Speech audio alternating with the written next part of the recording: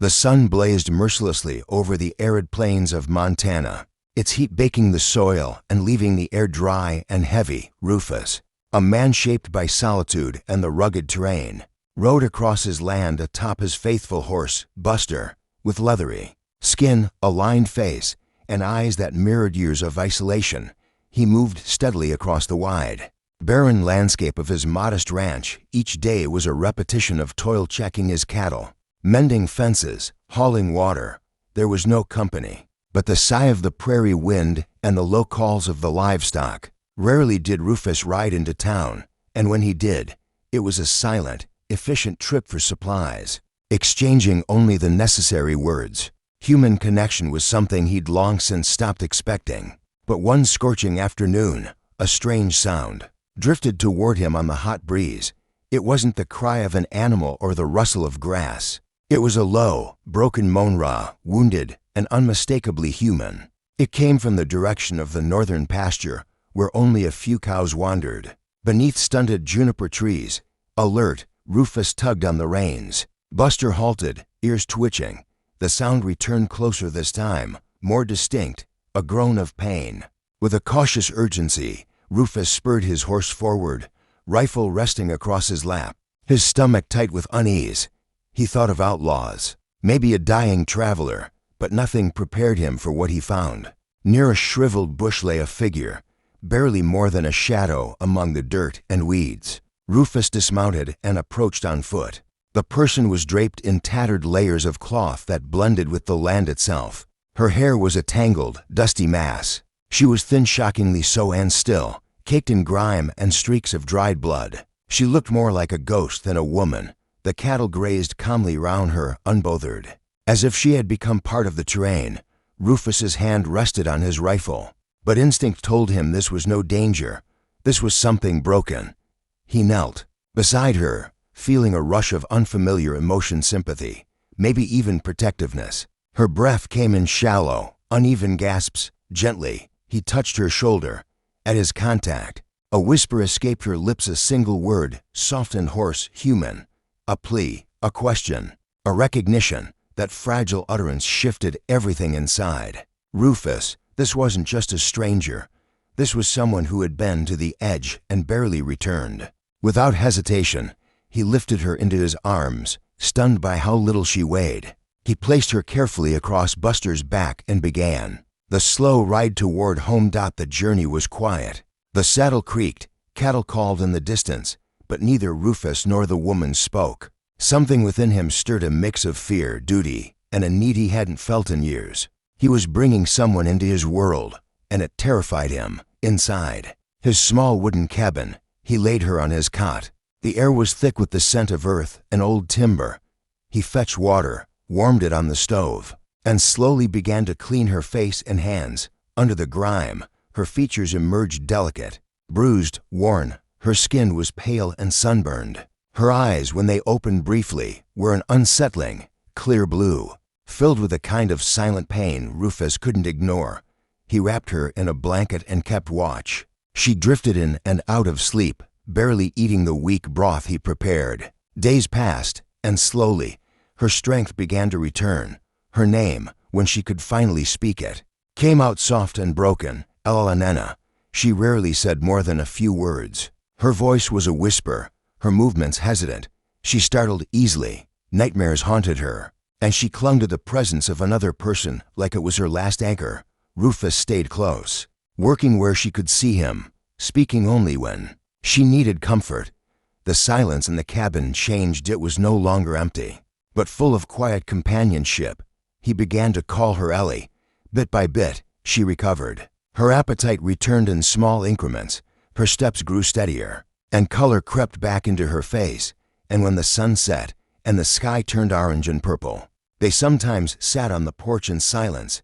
Eventually, in low, halting fragments, Ellie shared pieces of her story: a journey west, a wagon train, an ambush, everything and everyone she'd loved gone. She had escaped, wandered aimlessly, lost and starving, until she collapsed near his cattle.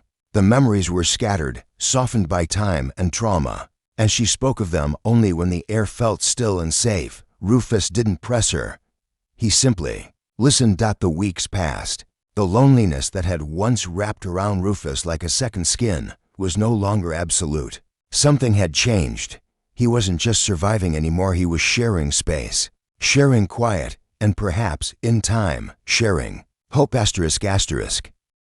Rufus watched her with steady eyes, his heart carrying a quiet ache he didn't speak aloud. He rarely shared stories about his past. His life was written in actions rather than words. He showed her how to feed the chickens, how to collect eggs from the coop, each small task offering her something more than survival, a sense of belonging. Slowly, they began sharing meals at the rough wooden table, the scrape of utensils and peaceful silences becoming their new daily rhythm. The isolation that had been Rufus's constant shadow began to ease. In its place grew something gentler, a companionship that didn't need words. One evening, as a breeze carried the scent of rain across the open land, Ellie looked at him with eyes that had once been clouded by pain, but now held steady clarity. "You saved me, Rufus," she said, voice soft and certain. "You gave me back my life." Rufus didn't answer with words. He nodded, eyes still on the far horizon. Though a quiet warmth bloomed in his chest, he saw not just a woman he had taken in, but someone who saw the world with the same kind of silent strength he did. He had been turning over a thought in his mind for days, a fragile hope taking root in soil long left barren. He turned toward her, his weathered face carrying a tenderness that hadn't visited it in years. "Ellie," he said, voice rough with emotion. "This place, this ranch, it's meant for more than one. I'm tired of being alone." Her eyes widened, not with fear, but with something gentle and unsure, an ember of joy. She didn't respond aloud, but the way she looked at him spoke volumes. Something passed between them, then quiet, wordless, real. The air felt alive with the promise of something new.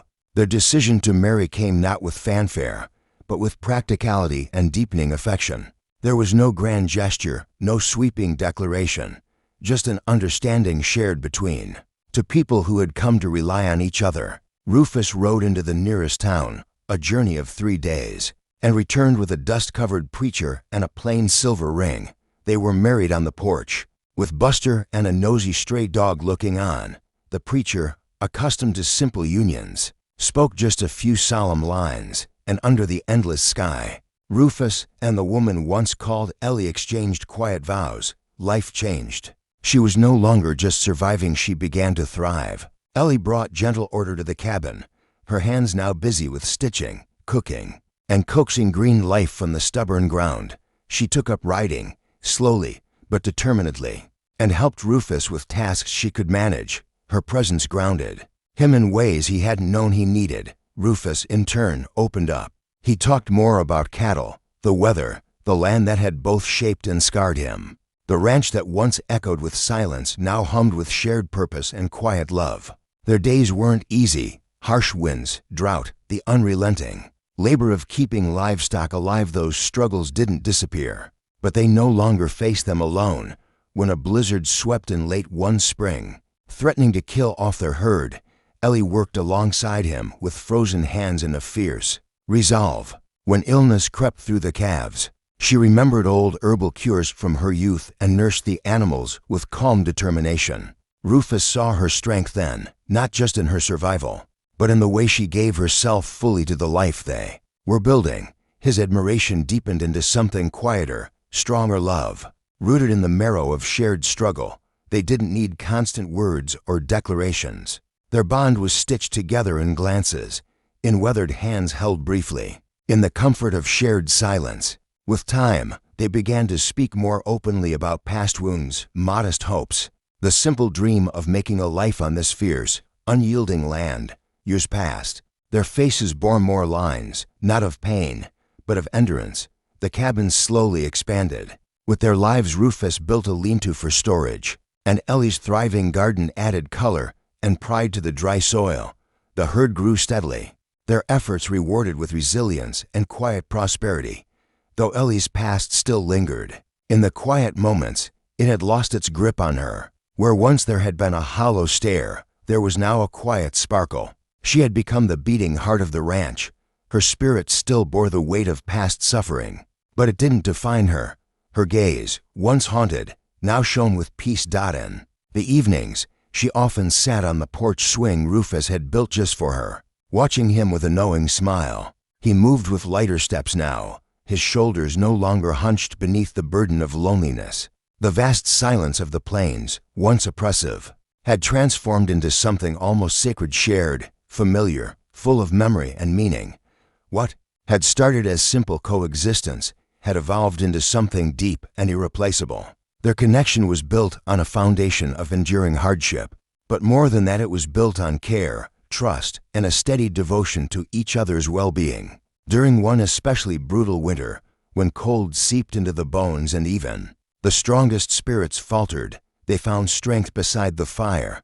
They told old stories, laughed gently, and leaned into each other's warmth, holding back the cold together. Rufus, once a man who carried every burden alone, now turned to Ellie without hesitation when hard choices came. She offered clarity and calm, her quiet insight becoming his compass. Their love was not made of dramatic gestures, it burned with a steady, constant flame.